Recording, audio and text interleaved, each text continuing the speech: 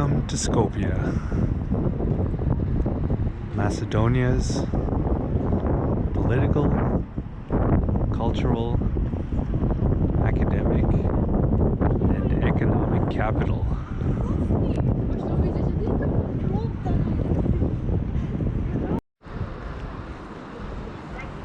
The city sits on the upper course of the Vardar River, and it is also located on a major route that goes from Athens to Belgrade in Serbia.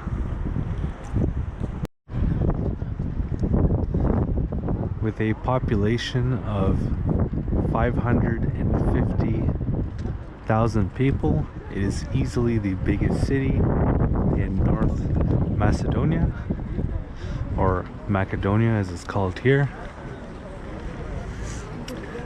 In fact, over a quarter of the country's population lives in Skopje.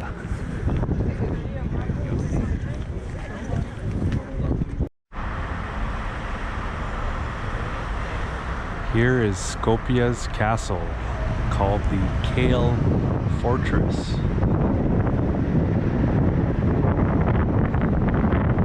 The location where it sits is the oldest part of the city. There have been archaeological findings that are at least that date back from at least 4000 BC.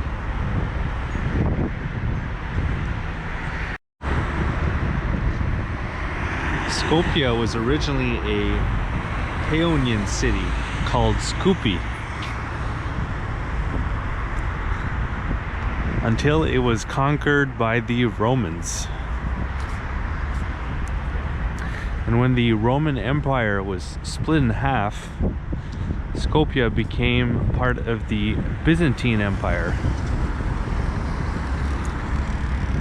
until the area was later on conquered by the Bulgarian Empire. This was until the year 1282, when it became part of the Serbian Empire, serving as its capital for many years.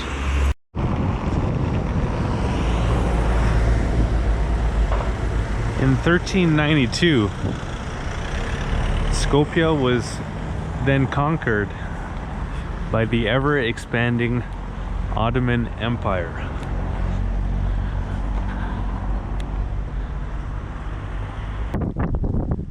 This is the old bazaar neighborhood of Skopje. During the 500 years that Skopje was under Ottoman rule, this was the center of the city. And you can still see that influence from that time. If you can see all the really thin, tall towers around the neighborhood, there's quite a few of them. These are all minarets. And all of these are accompanied by a mosque. So there are many mosques in the neighborhood because the Turkish people who came here were mostly Muslim.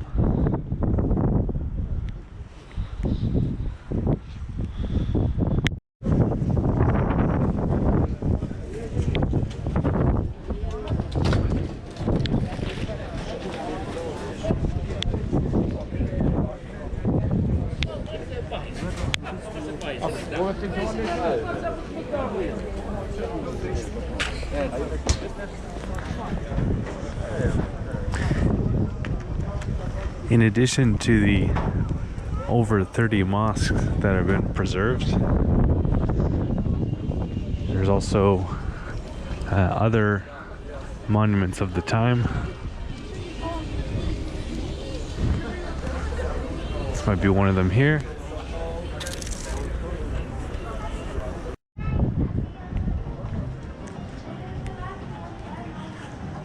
There are also still some preserved caravanserais, which were establishments where people traveling through the Ottoman Empire would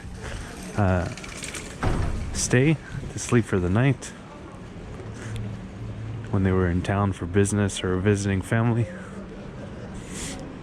And one can even still go to a Turkish bath. Original. Yes, original. Original. 195 and two coffee. Coffee for two. One coffee. Okay. Yeah, one coffee. Three coffee. Two coffee, three coffee too. Okay. Original. That's very cool, but I'm traveling on a bicycle, so I can't. Original qualiteit.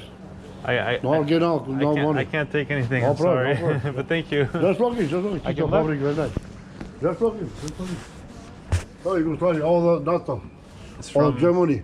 From which war is that? Yes, all the Germany, both things from Germany. Is this from the Second World War? Yes, original, too. Oh. All the Germany, NATO. Oh, wow. The original. From Nazi Germany? NATO, Germany.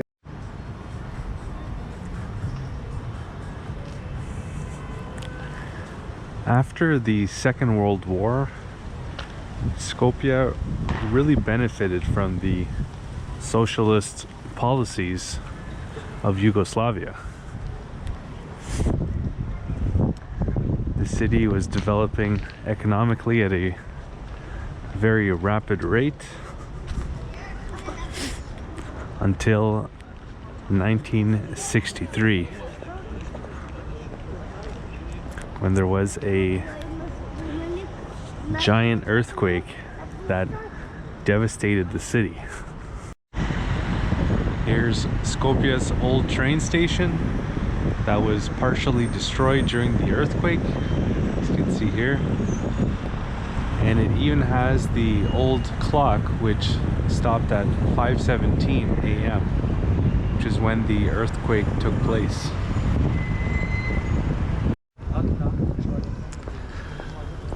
After the earthquake, the reconstruction of the city happened pretty rapidly.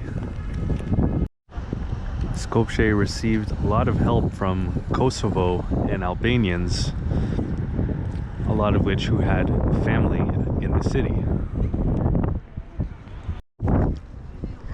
And this architectural refresh of sorts led to the city's mostly modernist style. When it comes to Skopje's style,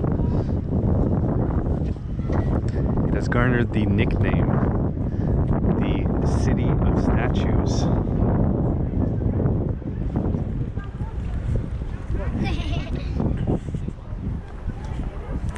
This is because in the Skopje 2014 project, the country decided to spend hundreds of millions of euros to kind of beautify the city. The purpose of the project, besides beautifying the city, was to promote a Macedonian identity which goes back to antiquity, to the Middle Ages, and then to modern times. And it's also why the city has a countless amount of statues in the downtown area.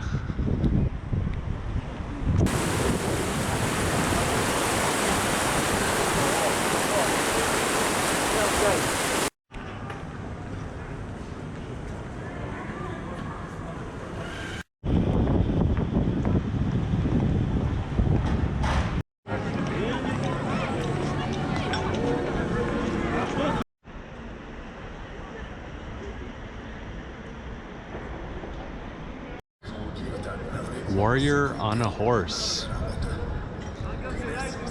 The statue itself is 14 meters tall and sits on a cylinder, an engraved cylinder, which is in itself 10 meters tall. Now, the statue is believed to depict Alexander the Great, who Macedonians claim they are descendants of, although Greeks would disagree. And beneath the statue we have some lions, which there are no lions in Macedonia or even anywhere near it.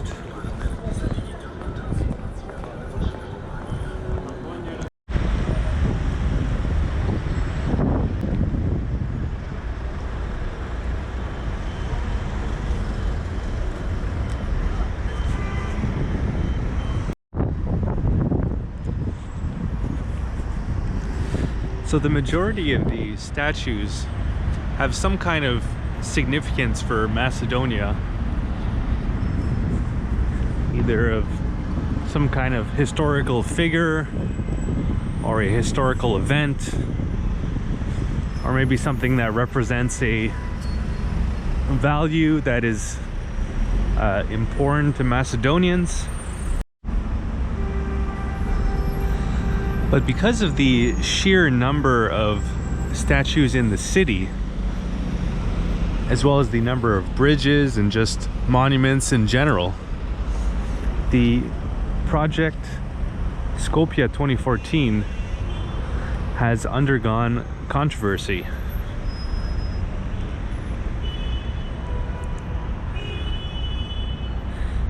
Because not all of these statues have really something to do even with Macedonia specifically.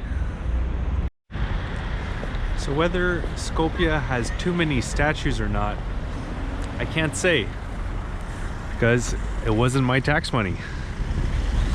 But what I can say is that it does make Skopje an interesting city to visit in the Balkans for sure. Especially since it's in an interesting country to visit in general, in North Macedonia. Coming up on the channel will be videos of North Macedonia's second biggest city, Bitola,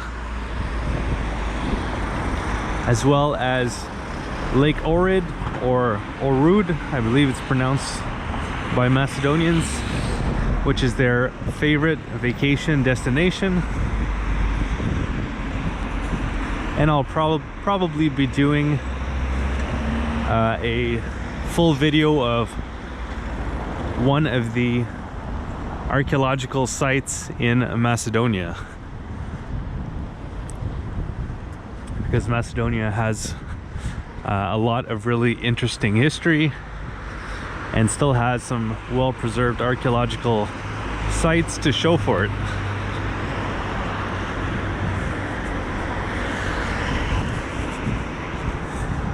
And before this video, I put out a longer video called Journey Through Northern Macedonia, where I document my adventure bicycling through the country.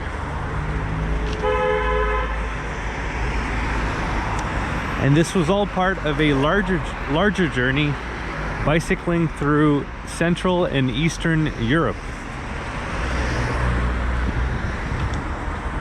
And before that, I bicycled from Cape Town, South Africa to Nairobi, Kenya, so through about half of Africa. And before that, I bicycled from Canada, where I'm from, all the way down to southern Patagonia in Argentina.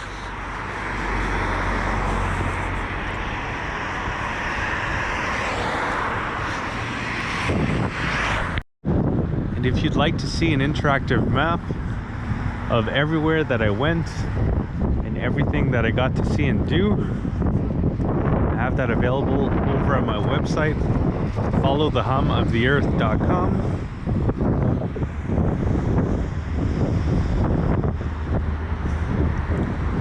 where you can click on the various locations and then see the blog posts and videos that I've made of these places.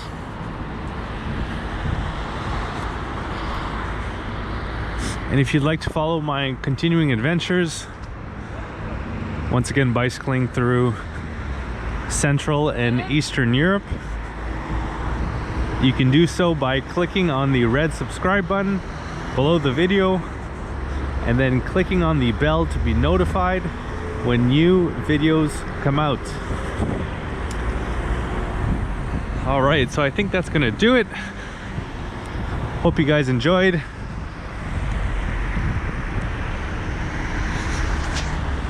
Have a good one.